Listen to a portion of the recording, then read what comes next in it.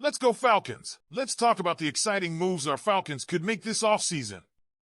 Before we dive into today's big story, be sure to hit that like button and subscribe to ensure you're always up to date with the latest Falcons updates. And comment like this: Rise up Falcons! With Jeff Ulbrich back in Atlanta as our defensive coordinator, there's a lot of buzz about what this defense could look like in 2025. If you've been following the team, you know Ulbrich has history here. He served as our linebackers coach and later took over as interim defensive coordinator in 2020 under Raheem Morris. Now, with Ulbrich reunited with Morris, it's no surprise that the Falcons could consider bringing in some of Ulbrich's old players from his time with the New York Jets. Let's talk about 3 potential targets that could make a real difference for our defense. First up, Solomon Thomas. This guy is the kind of edge rusher we've been craving. Last season with the Jets, he recorded 3.5 sacks, 15 solo tackles, and 1 forced fumble. Compare that to our own Lorenzo Carter, who, let's be honest, had a rough year, 0 sacks, and just 4 QB pressures. Thomas, on the other hand, has consistently outperformed Carter while costing less against the cap. Plus, his familiarity with Ulbrich's defensive system makes him an easy fit. At 30 years old, he still has gas left in the tank and could slot right into the rotation, giving us the pass-rushing boost we desperately need. Next, let's talk about Isaiah Oliver. Some of you may remember Oliver from his time here in Atlanta, where he showed flashes of promise before moving to San Francisco and then the Jets. In 2024, he played 576 snaps, mostly in the slot, and had his lowest missed tackle rate since his rookie season. At 6'4", he brings a physical presence that could help bolster a secondary that struggled last year, especially at the nickel position. D. Alford didn't live up to expectations, and Oliver could be a cost-effective upgrade. Given his history with Morris and Ulbrich, a reunion seems not only possible, but practical. Finally, there's Javon Kinlaw, a name that should excite anyone looking for a dominant presence in the trenches. Kinlaw is coming off his best season to date, with 4.5 sacks, 27 solo tackles, and 2 forced fumbles. At 6'4" and 315 pounds, he's a beast of a defensive tackle who can seamlessly slide into our front four. David Onyemata had a solid run, but at 33, his best days may be behind him. Kinlaw, on the other hand, is 28 and entering his prime. His postseason experience with the 49ers could provide valuable leadership for a defense looking to take the next step. Plus, in Ulbrich's 4-3 scheme, Kinlaw's size and strength could be a game-changer. So why target these Jets players? It's simple: familiarity and proven performance. These are guys who know what it's like to play under Ulbrich and can adapt quickly to his system, which is crucial when you're trying to overhaul a defense as quickly as the Falcons need to. Most importantly, they address key areas of need: pass rush, secondary depth, and interior defensive line strength. With the NFC South wide open, the right moves this offseason could be the difference between watching the playoffs from home and making a serious run. Now, Falcons fans, it's your turn. What do you think of these potential moves? Should we go after Solomon Thomas, Isaiah Oliver, or Javon Kinlaw? Or is there someone else you have your eye on? Now we have to address one of the hottest topics of the Falcons offseason, the backup quarterback situation. Who will it be? Kirk Cousins? Andy Dalton? Jameis Winston? Let's break it all down. Let's start with the current situation. Kirk Cousins, the former Pro Bowler, is technically still on the Falcons roster. But let's be honest, his future with the team is shaky at best.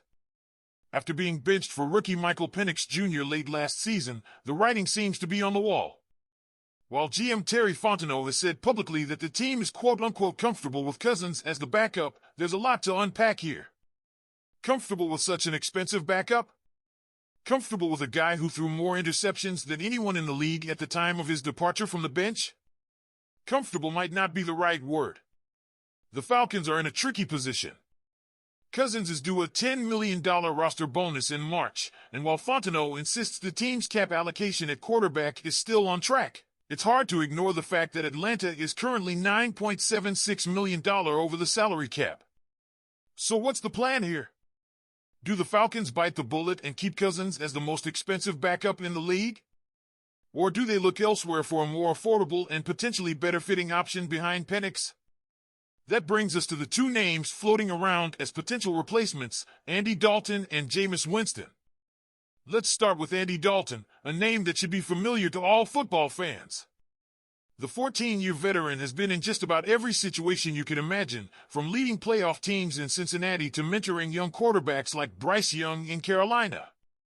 Last season, Dalton played in 6 games for the Panthers, completing 66.3% of his passes with 7 touchdowns and 6 interceptions. While those numbers aren't eye-popping, Dalton's true value lies in his experience and leadership. He's the kind of veteran presence who could be an invaluable mentor to Michael Penix Jr., helping the rookie navigate the ups and downs of being an NFL starter. Then there's Jameis Winston. Now, Falcons fans, I know what you're thinking. Winston has been a thorn in our side for years. But hear me out. Winston is still only 31 years old and has 87 career starts under his belt. He's dealt with the pressure of being a former number 1 overall pick, and that kind of experience can't be overstated. Last season, Winston went 2-5 as a starter for the Cleveland Browns, but let's not forget his potential when he's at his best. He's got a rocket arm, and having him on our side for once might be a refreshing change. Plus, you have to admit, it would feel pretty good to have Winston helping us instead of torching us. When comparing Dalton and Winston to Cousins, the main argument isn't about who has had the better career. Cousins, a 4-time Pro Bowler, clearly has the most accolades. But at this stage, it's about fit and value. Cousins is set to cost $37.5 million next season, while Dalton and Winston would both come at a fraction of that price. And let's face it, based on Cousins' performance in his last 5 games, 1 touchdown, 9 interceptions, it's not clear he's even the best option on the field anymore. If the Falcons can offload Cousins' contract and bring in a more cost-effective backup, that cap space could be used to address other areas of need, like the offensive line or the secondary. Now, let's talk about the broader implications of this decision. Michael Penix Jr. showed flashes of brilliance in his 3 starts last season, but he's still a rookie heading into his first full year as a starter. The backup quarterback in Atlanta isn't just an insurance policy, he's a key piece of Penix's development. The right veteran can serve as a mentor, a sounding board, and even a second coach on the field. That's why this decision is so critical. So where do we stand? The Falcons have options, but they need to act quickly. If they decide to keep Cousins, they'll be committing a large chunk of their cap space to a player who's no longer a starter. If they move on, they'll have to choose between seasoned veterans like Dalton and Winston, each of whom brings something unique to the table. It's a tough call, but one that could have a big impact on the team's success in 2025. All right, Falcons fans, it's your turn. What do you think the team should do? Should they stick with Kirk Cousins and hope he bounces back? Or is it time to bring in someone new like Andy Dalton or Jameis Winston? Let me know what you think in the comments below. And don't forget to like this video and subscribe to the channel for more exclusive Falcons content. Go Falcons!